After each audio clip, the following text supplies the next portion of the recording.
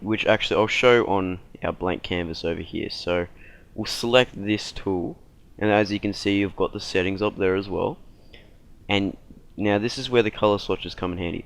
This is where you want to choose what color you want to use for the brush that you're using. So at the moment you've got it set on default as, you know, the general round brush.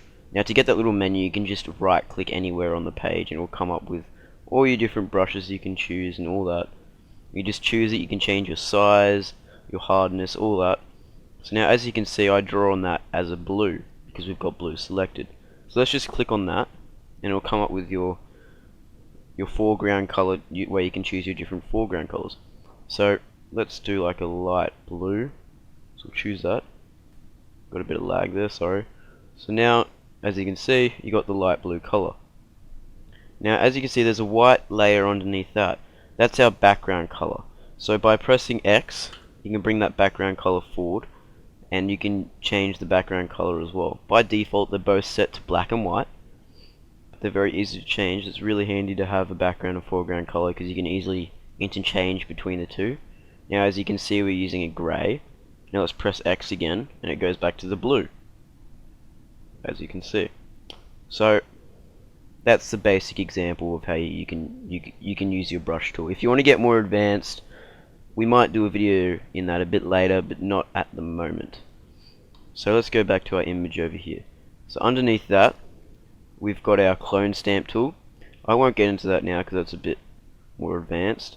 Same thing with the history brush.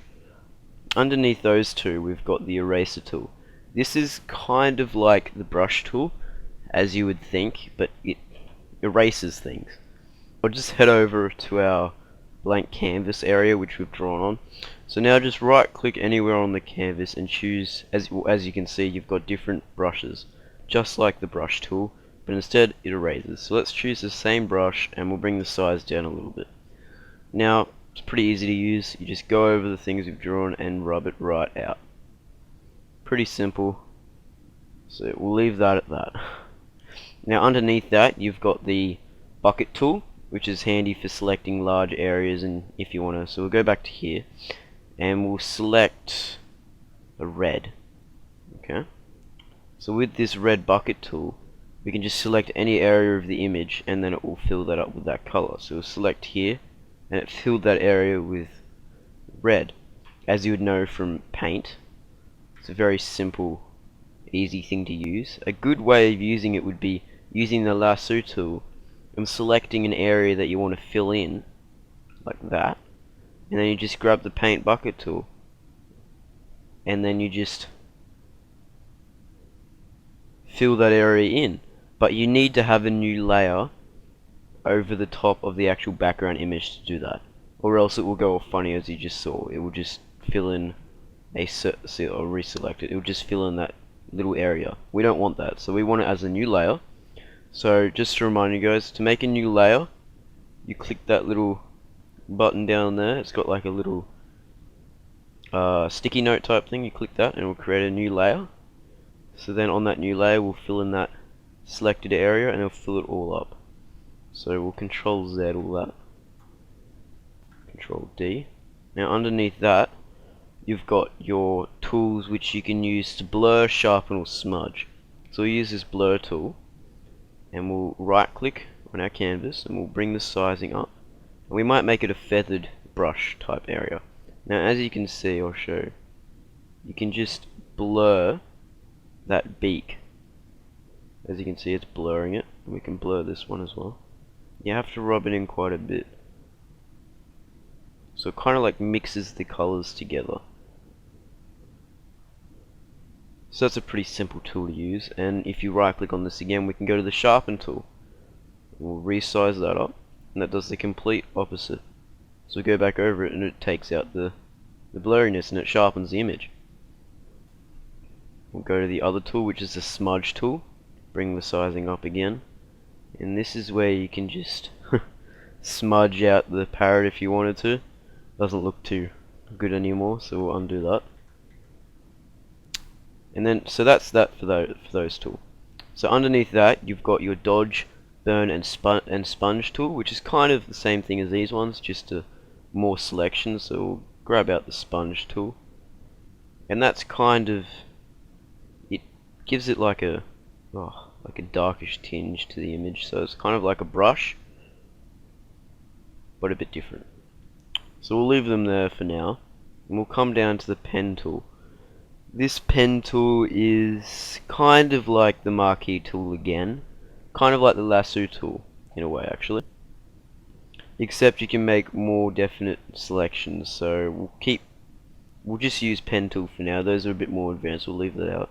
So we'll select the area, so we'll zoom in a bit, hold down Alt, or sorry, I don't know the Mac command for that, but Alt for PC, and then scroll the wheel to zoom in, and we'll put a dot here, and as you can see it made a little dot.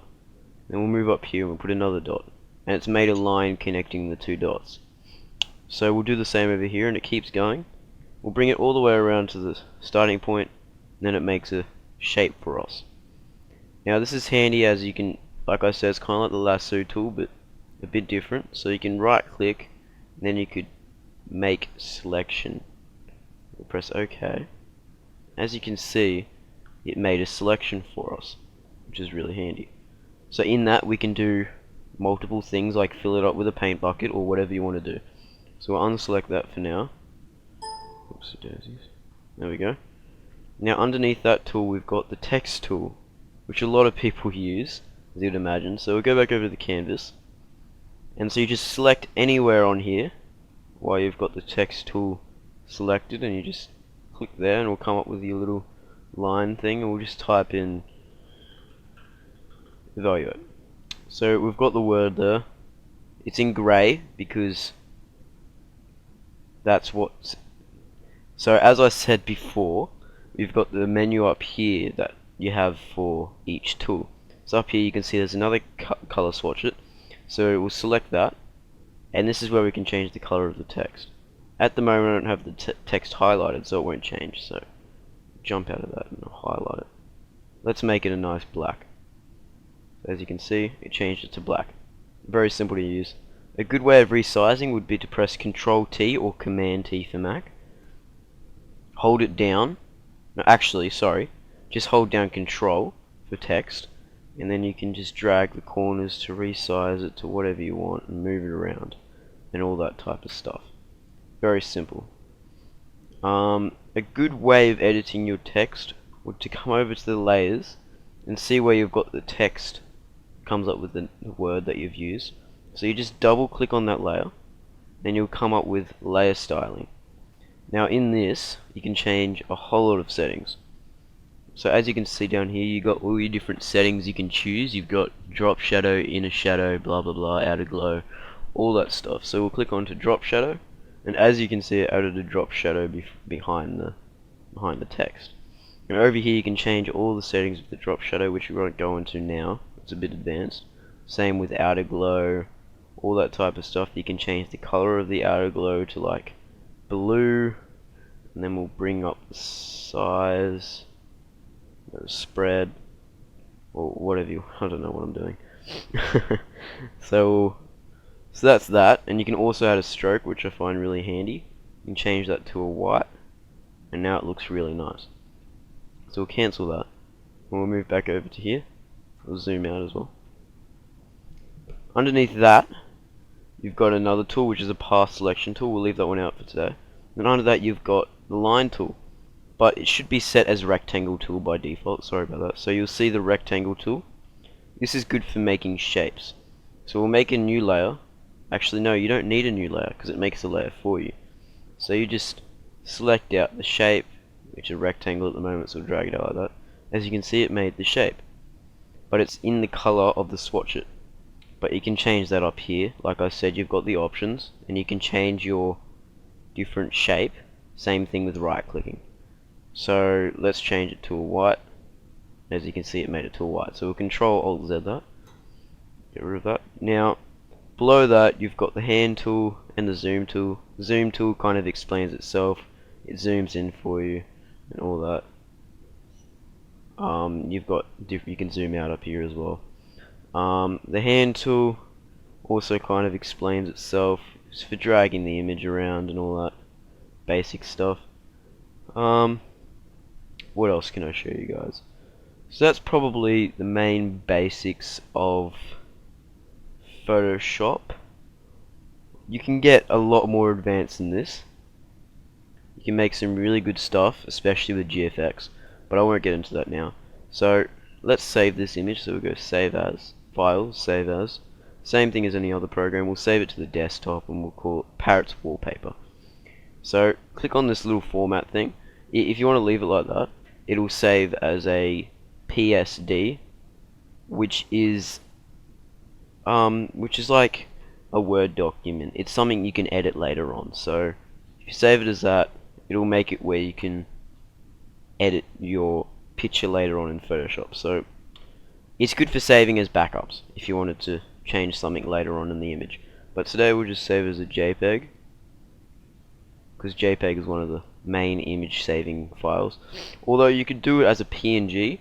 This would be good if you have a transparent part of the image. So we'll do PNG. We'll just go save, we'll come up with this, you press OK. Very simple stuff, it'll save.